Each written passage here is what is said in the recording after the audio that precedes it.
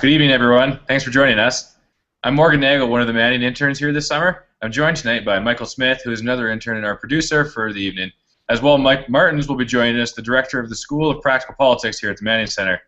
Before I get into a few announcements, I just want to review our platform and what you should do if you're having technical difficulties.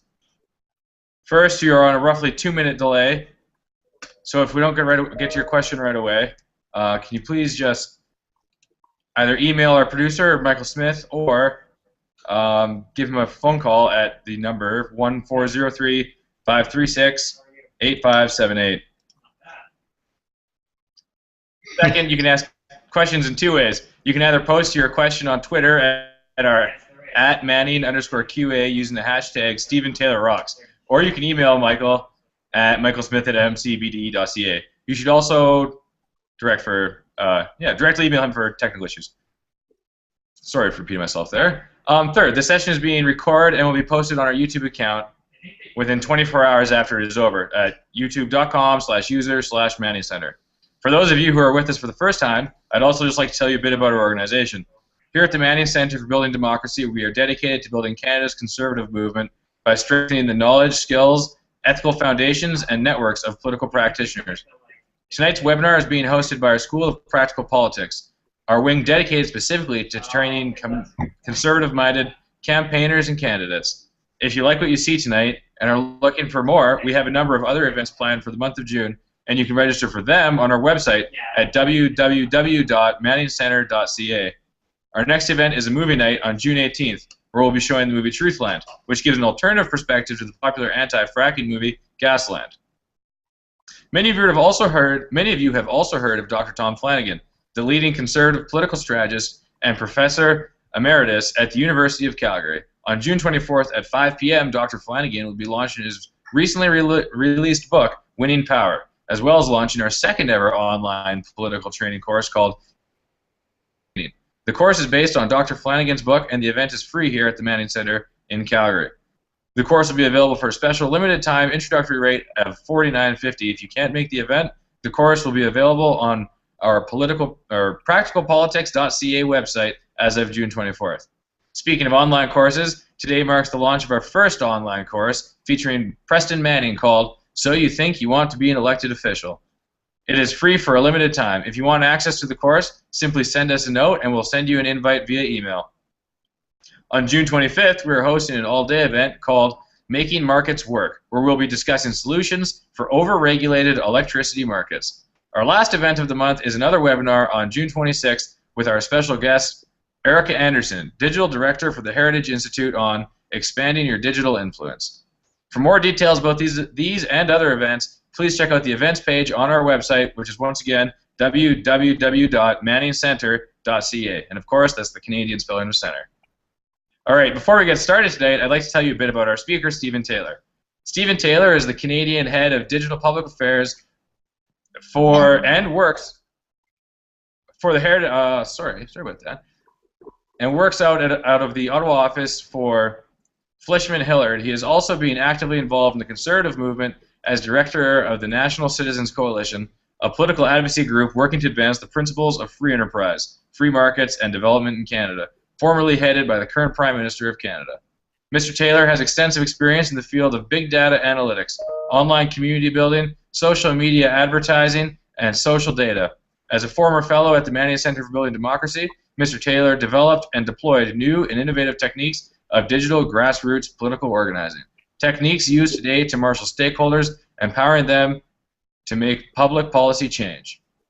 And without further ado, I'll turn it over to you, Stephen.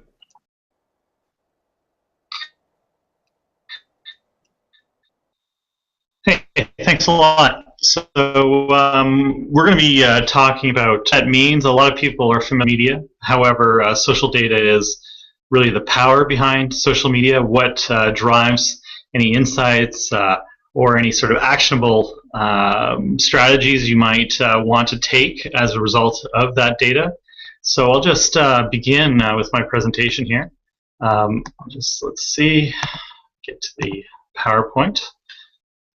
All right, so there it is. I hope you can see that. Social data. If any time you want to connect with me or follow me on Twitter just to let me know either if you have any questions during this presentation, or if you want to talk about anything you've seen during this presentation at a later time.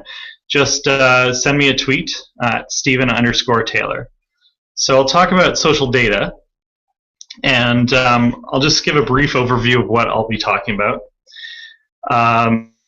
First, I'll talk about how we can kind of consider social data in aggregate, some powerful tools that will help you understand what the social data landscape might look like on any particular topic, how that breaks down between traditional news media, Twitter, blogs, and the rest of it, so that you can either look at how you're doing at advancing a particular topic within sort of the social zeitgeist or in the mainstream media, or you can look at how a topic has been shaping up in any determined time period. We'll look at getting beyond the social splash, what I call it. In other words, you know, social media is more than just getting people to like you on Facebook or to follow you on Twitter or hashtag you know, some sort of cause. It's also again, it's the social data, and that's why we're here. What sort of effect beyond essentially throwing a big party for your brand or your cause online? How do you get the data that allows you to maintain long-term connections with people and even grow your reach on what you are putting out there? So I'll talk about traditional list building, some of my approaches to it, segmentation of those lists, social insights that you can get from that data and how you do that segmentation. I'll talk about split testing and advertising, so where social data actually really, these social platforms like Facebook and Twitter are really starting to provide tools that provide really good ways of tapping into the social graph.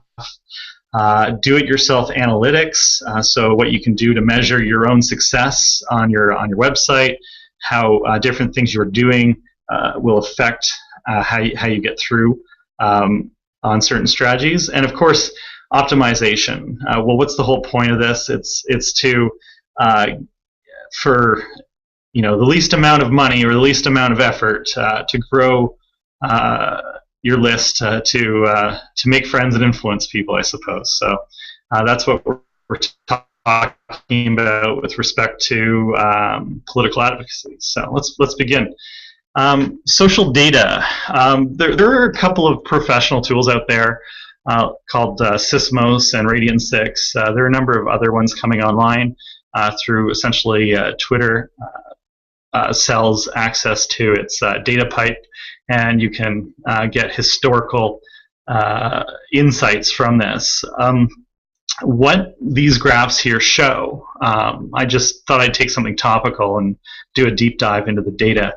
What these graphs show is the first one, the line graph with the spikes on the left, that shows over the last year the bursts of conversations that surrounded the topic of robocalls in Canada and in the United States. Apparently 2.3% of conversations about robocalls as they related to Stephen Harper, Michael Sona, or Guelph occurred. That's the breakdown that you see, Canada, the United States there, and top countries. But yeah, you can see this sort of historical breakdown. I don't know if you can see my mouse pointer or not, but historical breakdown on the left with those spikes.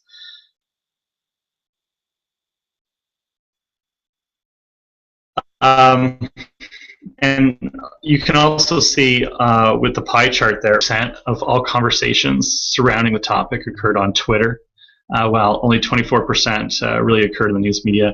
You had a 2-to-1 breakdown by gender, so 2/3 of people were talking about robocalls that male, and only 1/3 of people talking about robocalls were female.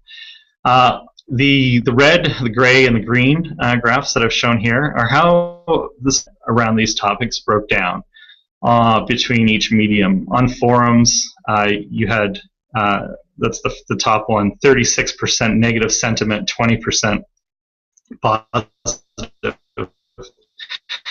Interestingly enough, I don't know if this reflects something, 42% of mentions or conversations about robocalls were negative, and actually between forums, news, and Twitter, it was the sort of most negative medium for discussion of robocalls. So let's go on to the next slide. I actually mined through the last year of data, and the tweet that you see at the top left is actually the most retweeted tweet about robocalls. So as you can see, especially on the top sources of those tweets on the right, this is conversations surrounding robocalls. There aren't a lot of mainstream news actors, I guess you could say, in that list. If you've been on Twitter, you sort of recognize some of the more out there kind of accounts. So again, if you were to look at data through this sort of historical lens, using data techniques, you might actually come to the conclusion that it wasn't so much a news topic so much as a social media circus, because the story is sort of puttering down. I mean, it was pretty oversold at the beginning as if it were a large government conspiracy. Now it doesn't really seem to be going in that direction. As you can see on the bottom left, the trend of sentiment, the red line, the green line, the gray line, as you can see, that's the news sentiment. So over the last 4 quarters, so over the last year, you can see negative sentiment rising. You can see the top line, neutral sentiment actually decreasing, and positive sentiment increasing. So you're actually getting sort of a more polarized view as time goes on robocalls, and that's just within the news media. So you can do these sort of deep dives into social data and into news data, and that's actually what the promise of social data is. Instead of just sticking your head into the tweet stream or looking at a small window of what is going on at a particular time, you can really get some more context of what is happening on a particular topic. I'll just go into one more thing on that. You can actually start to compare topics too. So that was just robocalls. I wanted to actually see over the last, if there were big topics that could affect the Conservative government in a negative way. It was probably in the last year, robocalls, the Nigel Wright Duffy story, and Julian Fantino on his handling of the Veterans Affairs files. Now, over the last year versus the last 3 months, you can actually see that robocalls in the last 3 months actually took up a lot of the, this is for Twitter, a lot of the conversation share of voice. So 50% of the conversations among those 3 topics in the last 3 months were about robocalls. And only 9 in the last 365 days, you can actually see how over time these sort of crisis elements for the government's consideration are actually changing. You can see that robocalls, for example, in share of voice over the last year, not really been a lot big story. As we go back, we can see like the spike was really around the trial during the last 3 months. And again, Nigel Wright taking up more of the conversational share of voice than he does now. And you can actually see that on the sentiment graphs, negative versus positive, that overall for all 3 topics, the negative sentiment on Twitter is actually going down on all 3 topics, pretty much because a lot of the sort of pent-up negativity is sort of a lot of the hot air is coming out of the balloon, I guess you could say, on a few of those topics. And I think the government's getting a bit more space, especially on robocalls and Nigel Wright. So just for comparison, this is actually the snapshot of the share of voice for news. So we can see that Fantino actually is very much overrepresented in news. This isn't necessarily a negative thing because a lot of the news around Fantino also has to do with the fact that he actually is the Veterans Affairs Minister, and that's the beginning of the end of it. So, in the news media, just in his role and capacity as Veterans Affairs Minister, will get a mention within the news media. So I just wanted to talk about beyond the social splash. So I kind of get down on social media sometimes, just for the fact that it does seem a very it's almost like throwing a party for either yourself or for a particular interest. But at the end of the day, you're not really either making change or making a lasting relationship with people who are surrounded on a topic.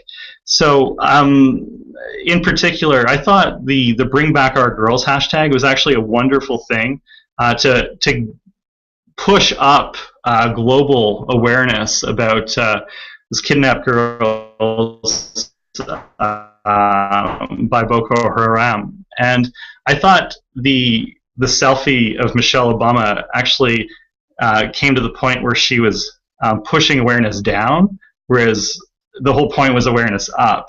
And she almost wanted people to be aware that she was aware instead of making the president aware, which is, I think she's actually standing in the Oval Office, so the president of the United States is aware of Bring Back Our Girls. So I think it just showed that it wasn't really about making a change at that point. It was sort of more about the self-referential aspect of social media. So that's why I kind of get down on social media. But the social data that we get from social media can actually help us, again, make that lasting change, give us a sort of intelligence to give us those insights about what we can do and what's being effective. And also just to make those long-term connections with people who are most engaged on particular topics. And I'll talk about that next. So as with anyone who works for an NGO or for a political advocacy group will understand issue identification. And issue identification is essentially about building a list and then using that list to talk to your stakeholders. So you want to start broadly, of course. The best way, if you're starting from zero, is to cast a large net. And then you want to narrow down and segment that list. And there's various tools I'll talk about that you can do that. Once you get into it, though, you never want to communicate broadly on narrow interests. So you never really want, in a conservative coalition, for example, you'll have libertarians and you'll have social conservatives. You definitely want to be able to issue ID your libertarians and your social conservatives, because you never want to send a sort of more libertarian message to social conservatives. For example, on prostitution, which is a topic that is in the news these days, you definitely don't want to communicate broadly on that topic, because you're certainly going to anger both groups. Using IP addresses, cookies, and tagged IDs, in other words, how to actually track your communications so that you can database and use sort of a social consumer relationship management software in order to understand which communications are bearing fruit for you, which people in your list are actually engaging on particular issues, and actually helps you segment people by their interests. And of course, you want to grow your lists, and I'll talk about how to do that as well. So start broadly. I'll just speak to my main experience on this, and that was when the coalition of the NDP and the Liberals, or the proposed coalition, got together with the Bloc Québécois to remove Stephen Harper and the Conservative government 7 weeks after the 2008 election.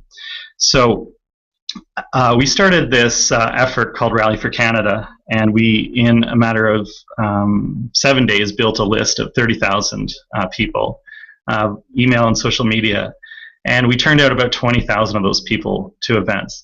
And I say start broadly because there was a poll at the time that said that 52% of Canadians were actually very much against this idea and supported the Conservatives over the other side. And that is the high watermark for Conservatives in this country for at least the last, I don't know, since, well, I can't remember in my lifetime, or at least my adult lifetime, when Conservative numbers have been so high. So it really was a polarized country at the time. So this was actually a very perfect time for me starting from zero to cast a broad net. Of course, the Conservatives within that group, and even though some people might not actually identify as Conservatives, therefore that group was not monolithic.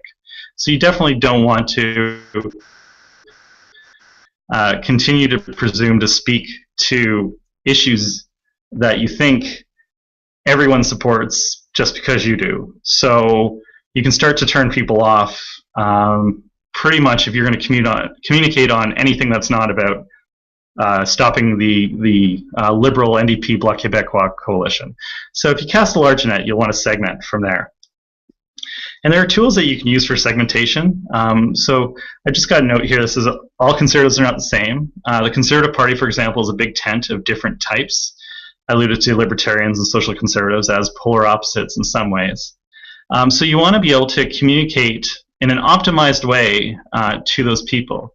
You might have a list of 100,000 people, and that's great and good for you if you have such a big list, but you should never email the entire list with one message. You should break down that list into smaller, discrete chunks on messages that list is most activated on. And through that, you can actually determine the quickest way to activate those people, whether it's to turn out at a rally, or to donate, to come to an event, or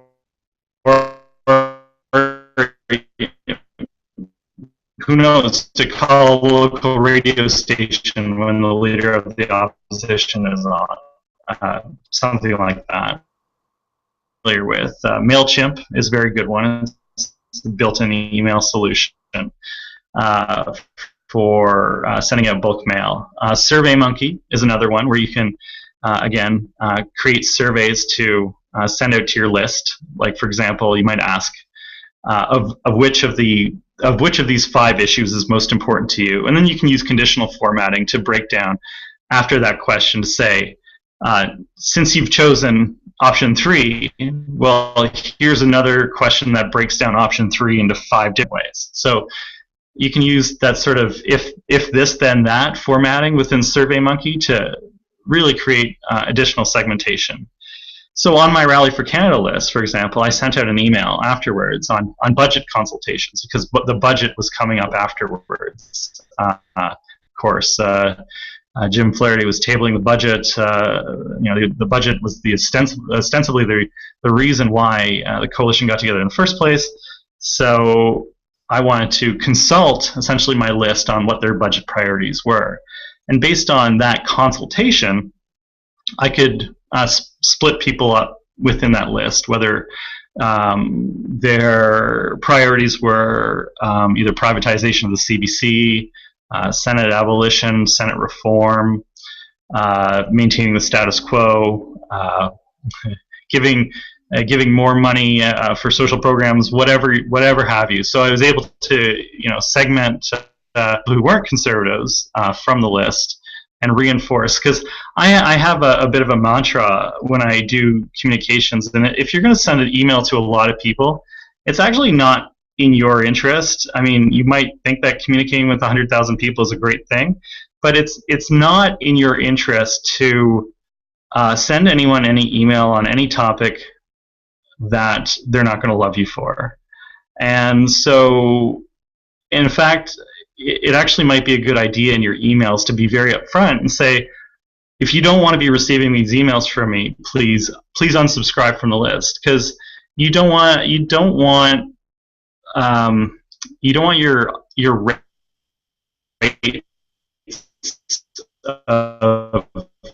of opening to go way down. Your bulk email program, which will actually penalize you for example, if you have a low open rate or if you have a high complaint rate, the rest of that.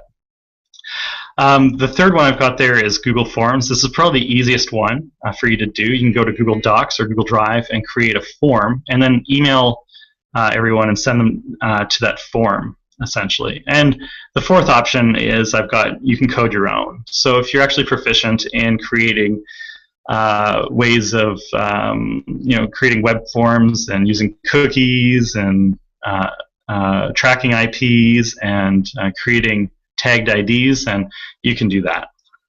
So I'll just touch on that quickly here. So when people come through my website, I definitely will be putting a cookie on their browser so that I understand whether or not they're they're a repeat visitor, if they want to talk about or if they're more engaged on one particular issue or another. So among using cookies, and I've got an example there at the bottom. When you send out a link to content on your website, for example, to your email list, how do you know, for example, that a person clicking through to your website comes from a particular email address? Well, you can create a coded string, and that's what I've got after the ID there. A coded string that relates to a particular record in your database that is tied to the person's email address, so that you know that person themselves is clicking through and was interested in that particular email on that particular topic. So for example, if I'm going to send out an email on the long gun registry, to use a classic example, I might track the click-throughs and associate those click-throughs with the email addresses that were most interested. And then I might either follow that up with a fundraising email later on with respect to that issue, and not just some random crapshoot issue that they might not care about. So, and of course, you want to build your list from there, and there's a few ways to do that, which I'll get into. So there's actually a wonderful tool that Facebook just came out with. If you're not into really hacking the data and writing your own code, you can actually use the Facebook graph search. So I wanted to see if I could find the most unlikely people in the world, and that was people that work at the European Parliament who like George W. Bush. I just thought that was a pretty out there example. And you can actually use the Facebook graph search to find very interesting examples. So I wonder if I can do something else on my screen share here. Let me just see if I can load up my particular example here. So I'm going to come back for a second. And I'm just going to see if I can. Let me see. People who like for building democracy. Let's see what that does. Okay. So I can actually, let me see if I can get back to the screen share here.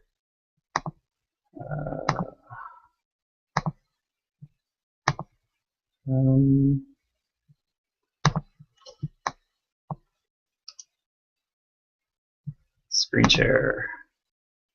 Yep, I got it right there. So I'll start the screen share there. You should be able to see this. So these are people that like the Manning Center for Building Democracy. And it's going to show my friends first.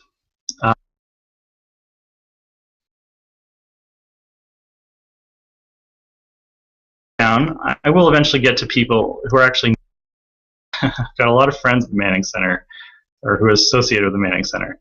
But I'll actually get down. Oh my goodness. Okay, so I've got a lot of friends at the Manning Center.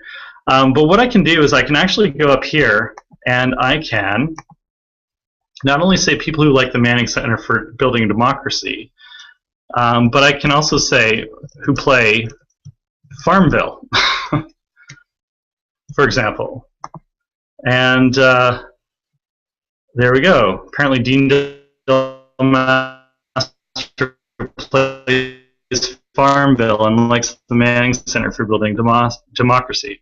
So what I can do is I can actually go in to those lists, I could actually go in, and without doing any coding in particular, I could actually draw from this list and start to segment who's liking the Manning Center.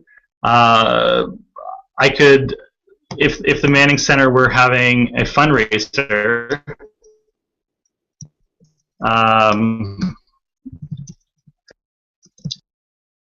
fundraiser featured Ezra Levant, I could actually go in and I could communicate with these people first to ask if they would help out to donate money to bring Ezra to talk to the.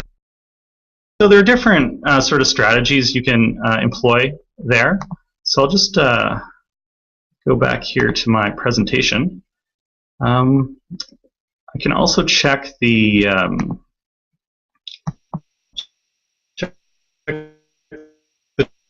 Twitter feed, see if there are any questions here as well, just as I should talk about some split testing here. Split testing can occur with both your website and with advertising. So if you don't know what split testing is, it's essentially creating two different communications in a very limited way. So I might test, for example, 1,000 emails, and 50% of those emails might have a light blue background, and 50% of those emails might have a light yellow background. And the Obama campaign actually did this last time, and they found that there was I think a 9% increase in their fundraising call to action when the only variable that they changed in their emails was they used a light yellow background instead of maybe a stark white background.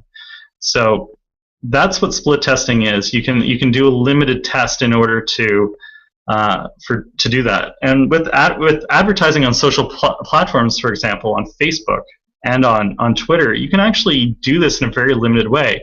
With $5, you can actually see which out of 2 ads, for example, which ad is getting a higher click-through ratio and more conversions to your website or at your website.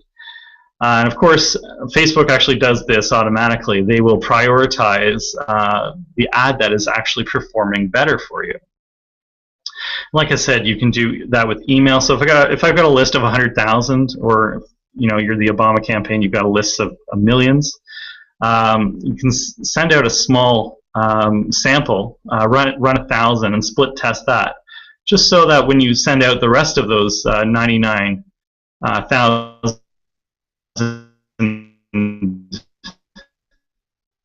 emails, you're going to actually get the best result. Talk about Google Analytics, and also in particular how you can split test your website to get the best effect.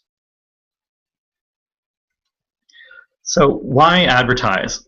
Well, to be actually blunt and frank about it, Facebook and Twitter have actually locked up a lot of their social data. It used to be actually a little bit more accessible, but now it's become incredibly more accessible, but through a paid layer. So advertising is sort of how you access that layer. Advertising is fantastic if you can afford it, because it actually can help you refine your lists in a serious way. You can upload your email addresses that you've got to Facebook, for example, and you can create a segment and advertise to that segment. And you can further refine that segment by saying, okay, I'd like to only send, I'd like to only advertise to the people who are on my mailing list who live in Saskatchewan. Or I'd like to only advertise to people who are on my mailing list who like the Fraser Institute, for example. So you can actually start to refine your list and come up with more creative, special ways of speaking to that list. So you can do this more in cross-reference on different signals. There are other signals that you can do on social advertising. For example, a classic one is if you imagine an e-commerce shop that sells widgets. If someone puts a widget in their shopping cart but doesn't actually complete the transaction and buy the widget,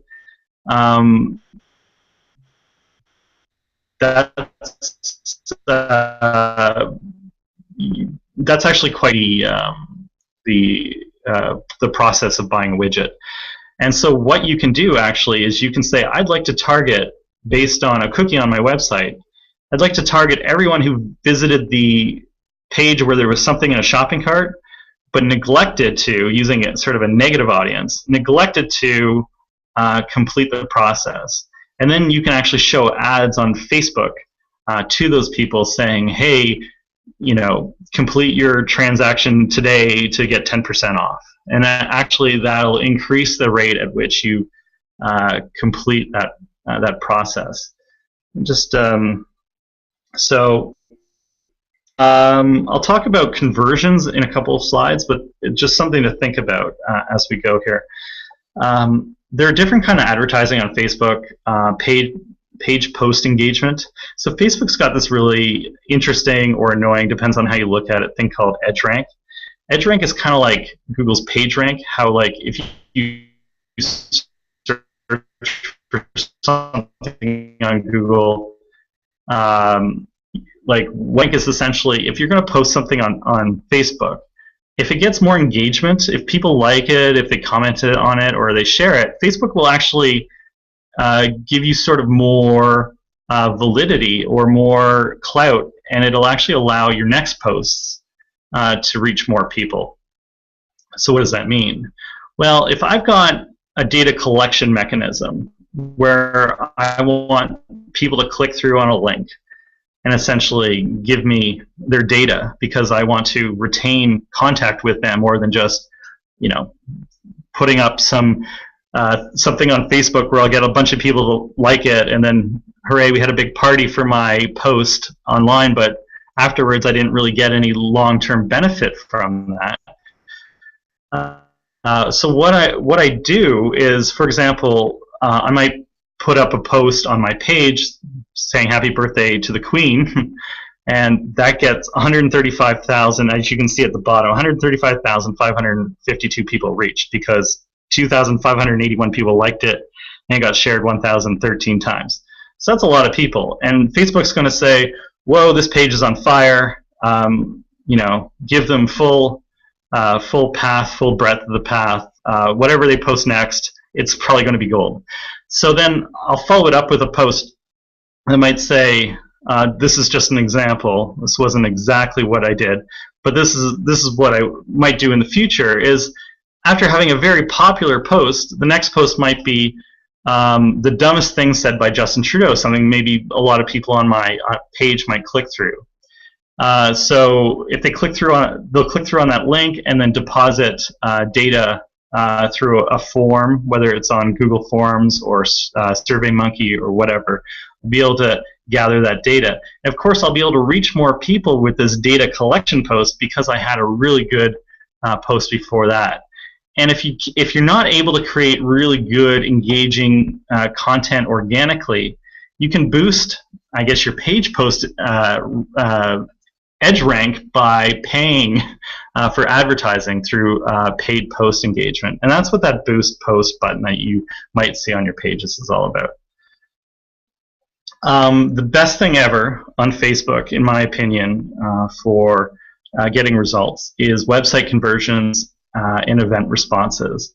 So this essentially optimizes your advertising. I mentioned that Facebook will optimize your advertising automatically. It'll look at the results of split tested advertising and actually put more it'll put more oomph behind the ads that are performing better. And you can actually tell Facebook, I want to promote the ads in my ad group that are actually providing conversions on my website. Now, conversion on your website could be anything from someone signing up to your mailing list, or donating to your particular cause, or who knows, buying a t-shirt on your website, depending on what you want the end result to be. And you can actually get Facebook to optimize advertising based on this. Now, for NGOs and political advocacy groups, event response is also very relevant. So I'll just talk about Twitter advertising here too. The thing with advertising is you don't necessarily want to cast a large net and actually create very specialized speech and really connect with a very distinct group of people. So, one advertising strategy could be, I'd like to advertise to everyone in Canada.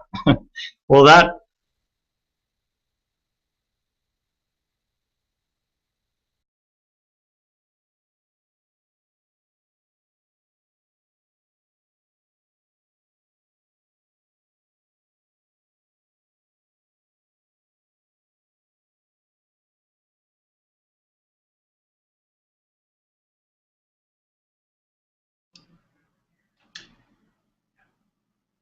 Just hang on, everybody. We're waiting for Stephen to come back. We seem to have lost contact with him.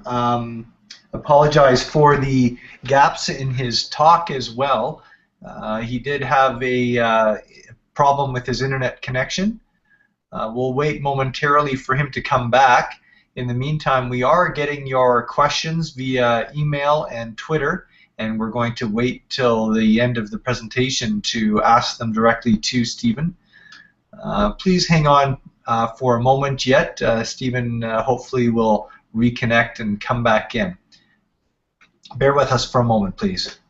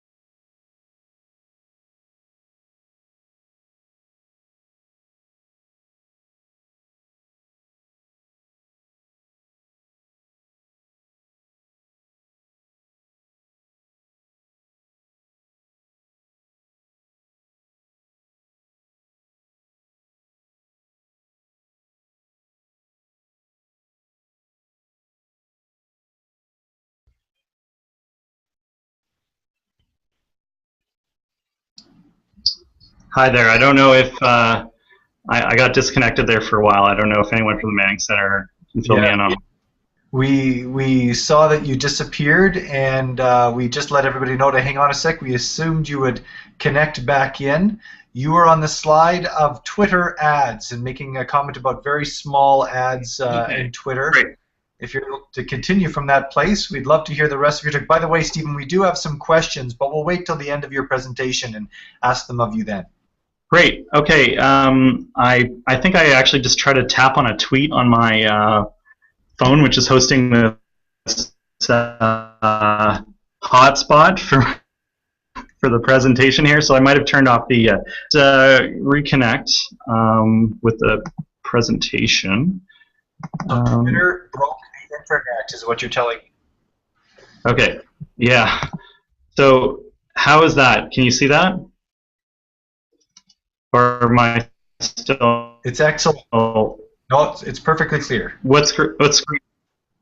You're on the advertising. Okay, perfect. Okay, so like I said, you want to be able to target small groups of people. You could advertise to everyone in Canada as a strategy, but like you are going to get terrible engagement rates, and because Twitter and Facebook and anyone else who runs an ad platform wants to show relevant ads and create good user experiences and good advertiser experiences, they're actually going to penalize your ads, and they're not going to run because there'll be more ads that are more engaging and produce better value for their advertisers are going to be prioritized.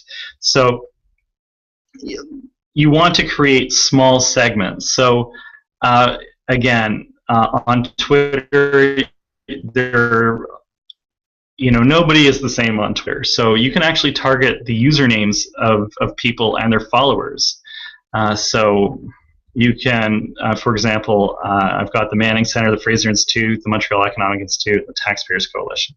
got those on there, so I can actually target the followers of those accounts. I wouldn't necessarily, if I were targeting fiscally conservative issues, I might not include the Institute for Marriage and Family Canada on that list, especially if my tweets are, fiscal in nature, because they might not actually ring as true to that other segment as a whole. So I want to create very focused advertising. So I'll just move on from here. One of the great things that I'll just give you a bit of a tip here, Twitter cards and Facebook offers are wonderful ways of getting making long-term connections off platform. So if I wanted to advertise to folks, but I also wanted to get a long-term connection with those people, I can get their email addresses via Twitter cards by this call to action on the left. You've got join the club, so might save money on coffee or whatever that is. Join the club. On the right, Facebook offers are a wonderful way because they have 48 times the engagement as just regular posts you might show. But you don't when someone clicks get offer, you don't necessarily get their email address, but when they click through, they'll get to your website, and then in order to fulfill the offer, they might have a free copy of some item you might be giving out. So clicking on get offer actually puts the fact that they interacted with that that ad or that offer on their news feed, the news stream on the Facebook homepage. So the friends of the person that claimed that offer will see that. And because get offer is a really easy link to click, and also there's social proof there too. You can see the number of people that have also claimed the offer. So offering something free, for example, might be a good way to convert your advertising dollars into actually collecting data long term. I just want to end just by talking about Google Analytics. Google Analytics is actually a wonderful platform. It's very powerful. Just get into it. Why use analytics? You can get insights from not only your website, but you can get mobile data as well. I've been linking Google Analytics data into iOS and Android applications and measuring user actions within applications to either get insights about how people are interacting with those applications I'm creating for different clients. You can tie this together, this is so important, with e-commerce signals from your website. And this is, again, very powerful for business and NGOs. Then you can optimize these factors that complete these goals. So like I said, a goal might be, you can set goals, and they can be like, someone completed a play of your video, they watched the whole thing, wow, that's great, they're probably into what you're doing, or they signed up for your email list, or they donated. I'll talk about funnel visualization so you can sort of understand how to structure your website so that you're actually getting what you want from your website.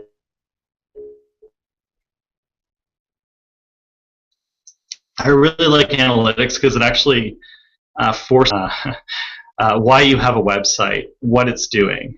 So you have a website with a bunch of articles on it. Well, if the main purpose is awareness, sure, you can measure that, but if you are actually designing your website with an end purpose for your organization, whether that's people signing up via email or donating to your cause,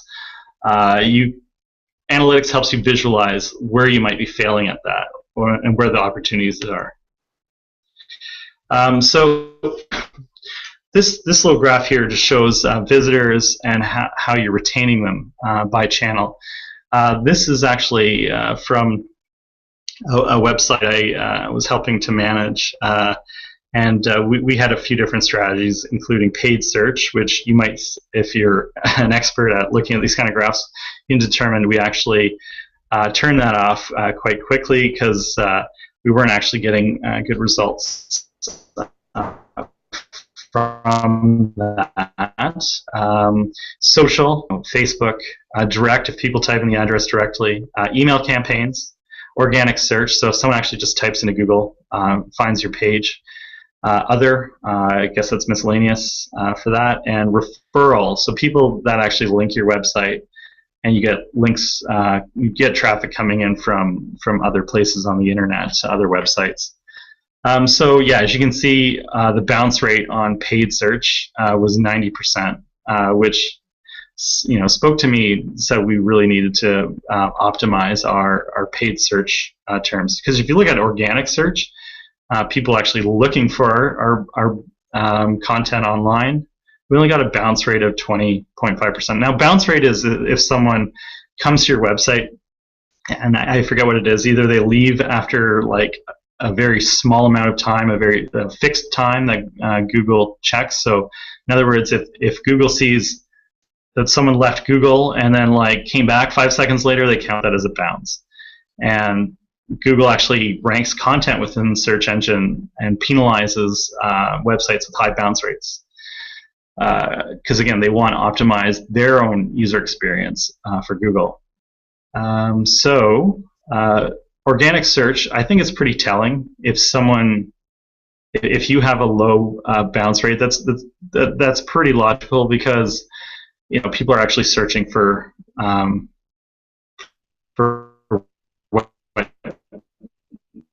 what you're offering.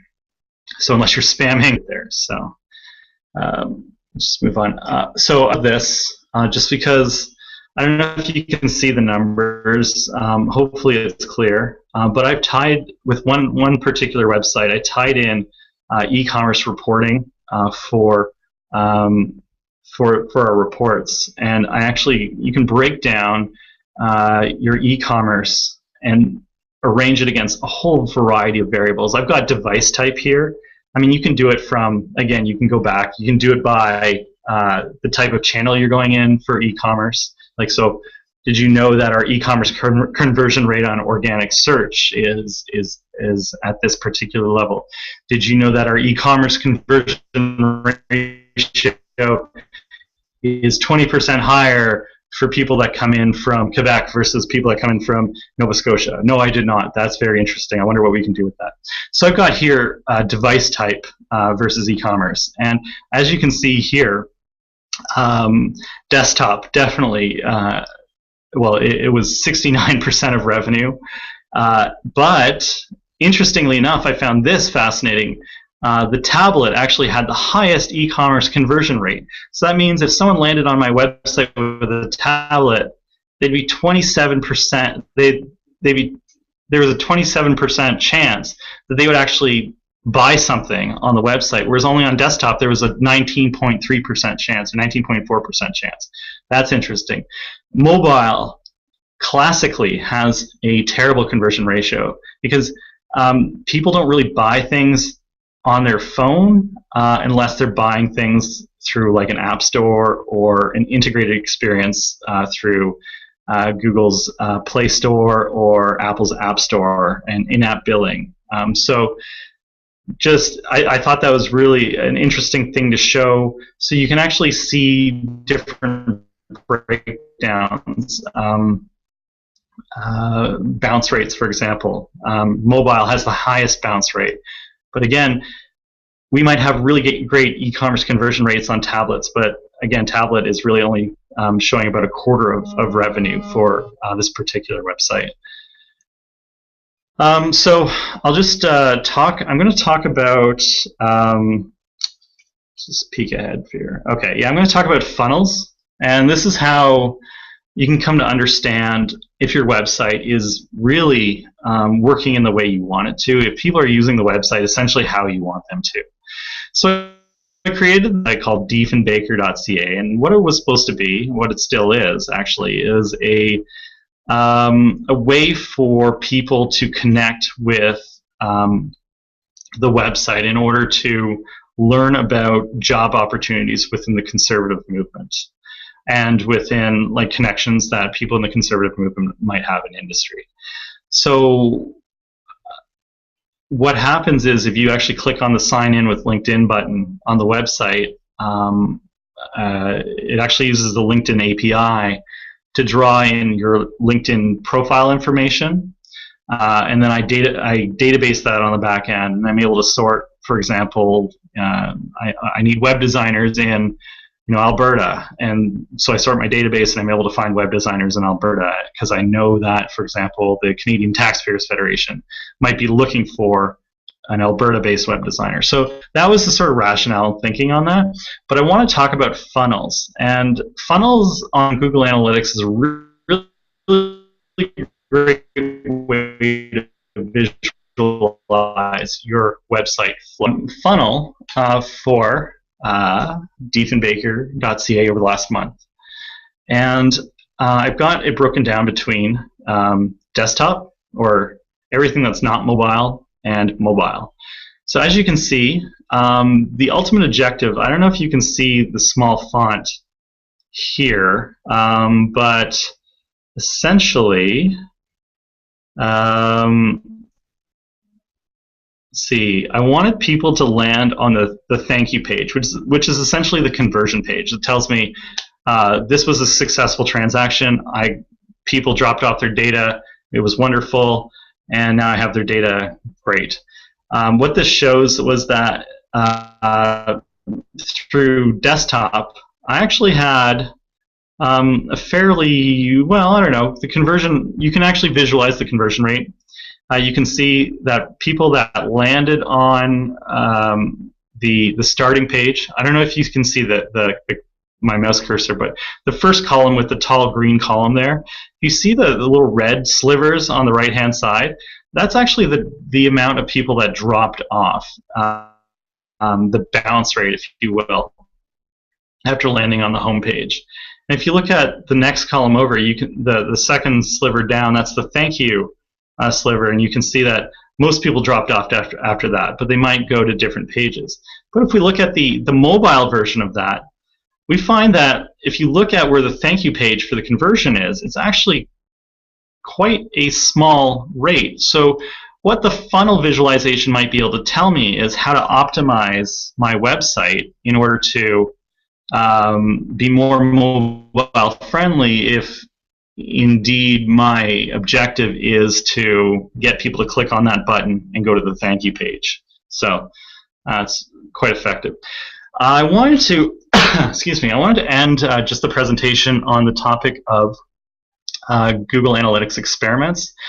This is a really interesting recent thing that Google Analytics has on offer, which is that you can actually create, you can split test your website. So essentially what it allows is for a very small subset, say 1% of your visitors, you can say of that 1%, I want a third of them to see one version of the web page, I want a third of them to see a second version of the web page, I want the other third to see a third version of the web page. And then I want to see which is delivering for me, essentially, in the best way. So I'm going to split test. Is the sub difference between this version and this version, of course. I might want people to click on the donate button or the donate link at the top right. That might be, if I were to conceptualize my website as a advocacy organization, people signing up for my mailing list and people donating to my organization might be top priorities, at least if I'm on the administrative side of the effort. So let's split test whether or not this version, or this version actually convert the best. And it is really doing these small trials with small differences that you can really kind of come to understand if there are things that you can do to increase the objective of your website or to maximize its objective. So here is a very generic version of what those results might be.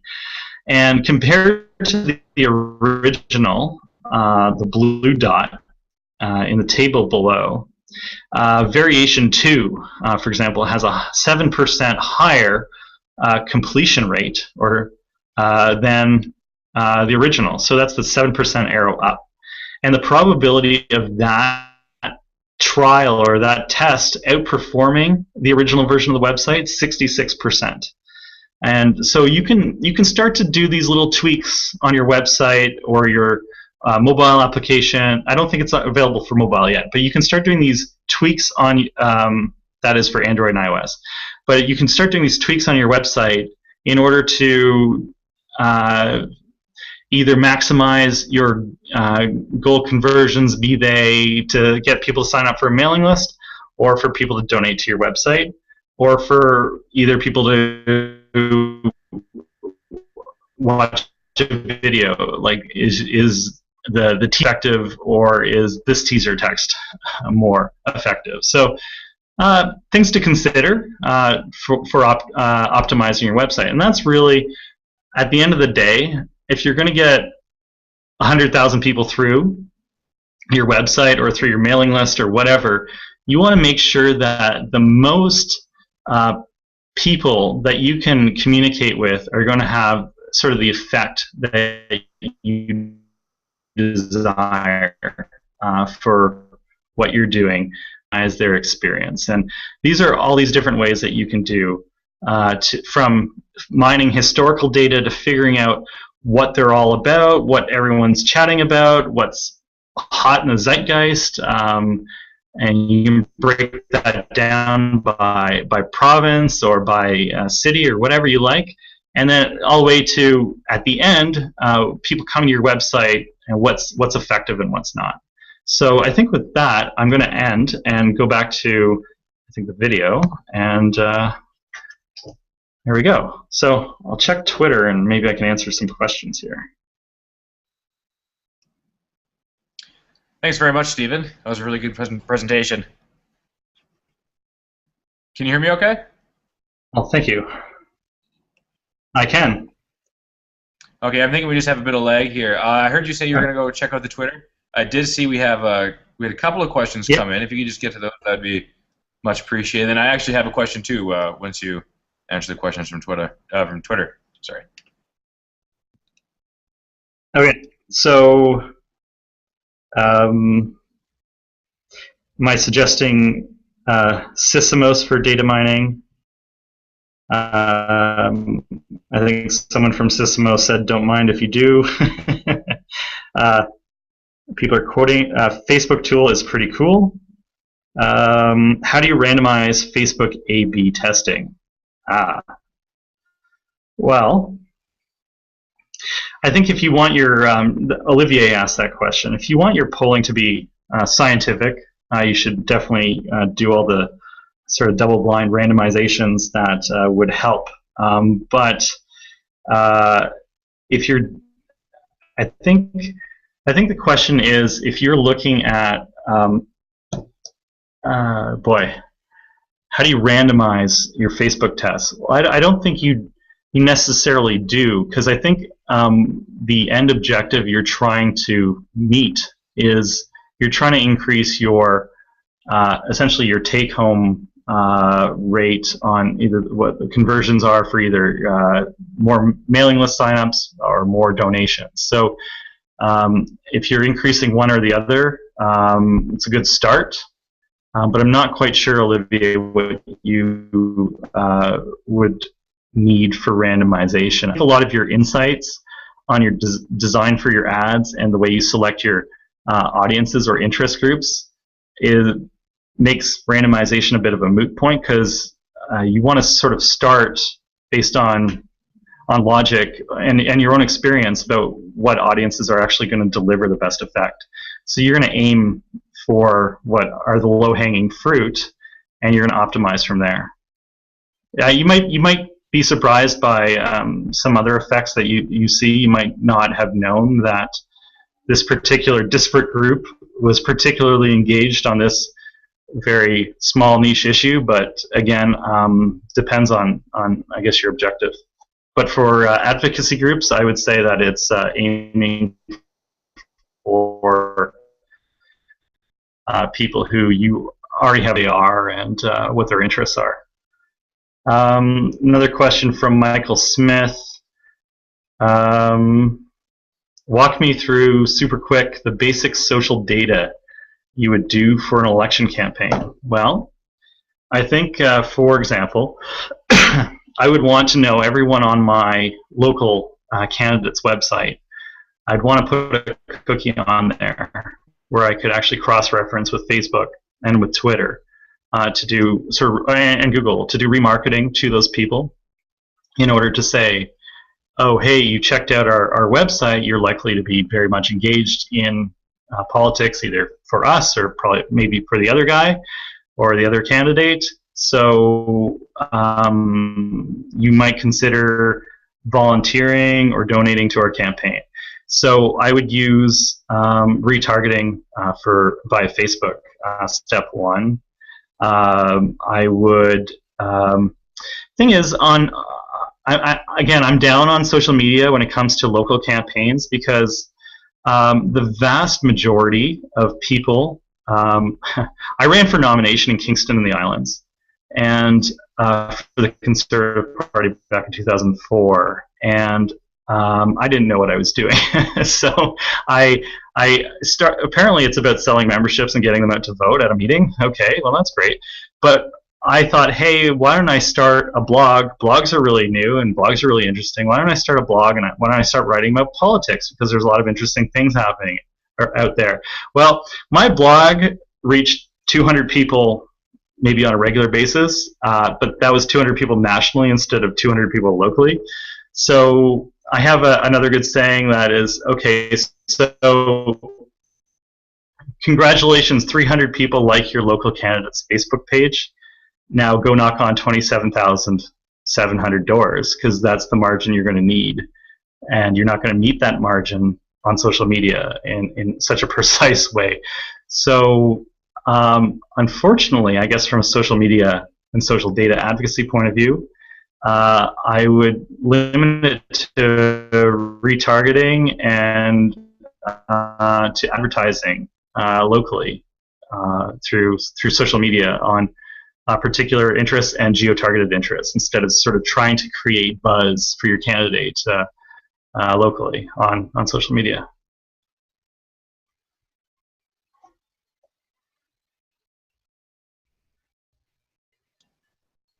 Steven, did you see? The Manning Center hasn't. Did you see that Luke Lewandowski also just sent you in another question on Twitter? If you didn't get it, it says, have you had success with paid YouTube advertising to direct traffic to a local campaign site?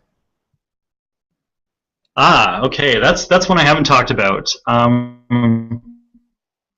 Okay, so Google, like I didn't touch on more focus on social, just on data, but Google is wonderful. You can actually target on Google different segments.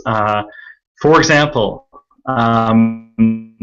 you might know traditional Google advertising from targeting keywords. So I want everyone that's looking for widgets, and if you type in where to buy widgets in, Flin Flon, you're going to get my widget ad, and fantastic. But what you can also do is you can actually target by segment. So you can actually go in and you can say, I want to target savvy parents and pet owners who live in a particular area.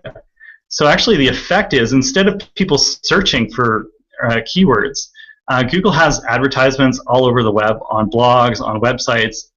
You've seen a lot of their advertising on a lot of websites. The end effect of that is you can actually have that ad follow around a person based on the profile that Google has built of them. So if Google knows that you go to websites about pets, for example, and you're a pet lover and you're advertising dog food, well, you can create an ad about dog food, and even if that person is on the National Post, that ad can actually follow them around the web, which is really interesting. You can also do that through remarketing. So if someone's landed on your website, your candidate's website, I'll bring this back locally. If someone's landed on your candidate's website, you can do remarketing, not only via the Google Ad Search Network and Display Network, but also you can tie that in with YouTube advertising. And one of the more fascinating things I've found about YouTube is what's called TrueView.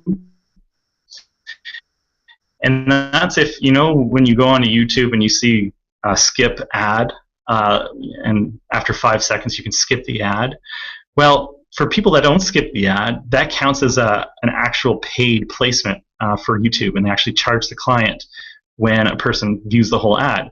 So people aren't really engaged with your content. You're only paying if someone completes that ad view. And of course, the other side of that is if your ad is always getting skipped, YouTube is not going to prioritize it. So it actually creates this challenge of creating really compelling content, but only paying for it if it actually is compelling to people. So it actually creates a low-risk situation for people who are advertising. And of course, you can tie in annotations in that advertising where you can click through to a website, or even if you're have nonprofit status, which as a political candidate you would, you can click through to a donation page as well.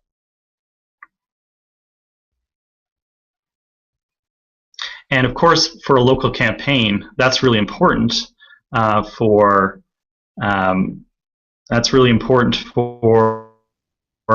geo-targeting.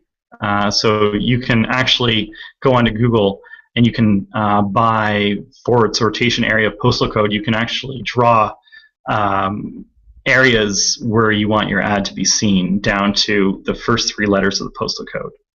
So I don't know if I lost the main feed here. I don't see the other guys here. Just one. Okay, I just don't see your video anymore. One last question, if nothing else comes in on Twitter here. You've shown us a lot of stuff tonight, and as someone who has never really gotten into this analytics stuff beforehand, I'm almost feeling overwhelmed from everything you've shown us. Would you recommend just one starting point? What's for someone who's just getting into this whole field? What would be the one takeaway from tonight to start where you should start applying this stuff to a political campaign or an ongoing political message? Sure, I would start actually. Facebook advertising is where how you can break down different segments and groups of people on Facebook by their interests, by their age. You can actually connect and limit that group by people who have, for example, bought something online within the last year. So again, if you're that's not really a political consideration, it's more e-commerce, but I would go in and you can, with a very limited budget, $5, you can actually start to play around with different ads, and whether or not you're advertising a website or not. So I would start there and see how you can meander about and with low risk.